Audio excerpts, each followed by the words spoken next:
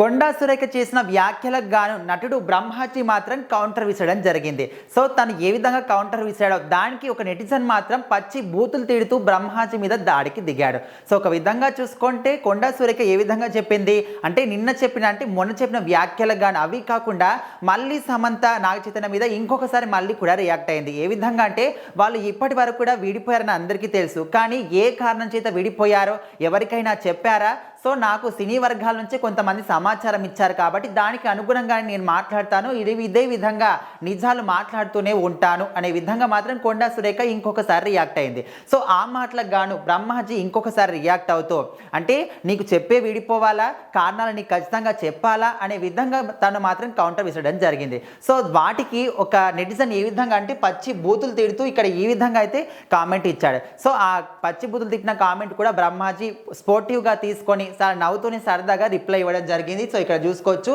నన్ను మా అమ్మని తిట్టాలనుకుంటే మీ ఓన్ డీపీ పెట్టుకొని అప్పుడు తిట్టండి.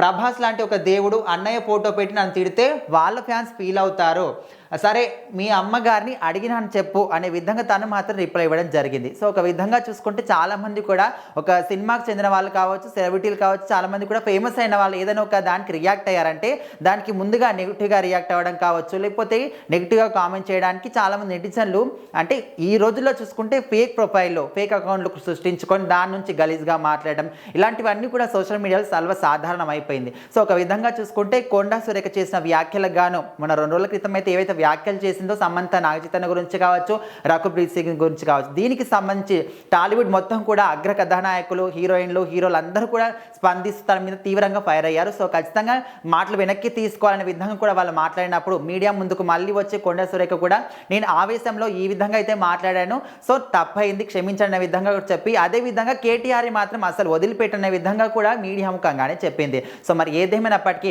బ్రహ్మాజీ ఇచ్చిన కౌంటర్కి ఆ నెటిజన్ పెట్టిన పచ్చి బూతులకి మళ్ళీ బ్రహ్మాజీ స్పోర్టివ్గా ఇచ్చిన రిప్లై ఇప్పుడు సోషల్ మీడియాలో చాలా వైరల్ అవుతుంది. సో మీరేమనుకుంటున్నారు కామెంట్ చేయండి.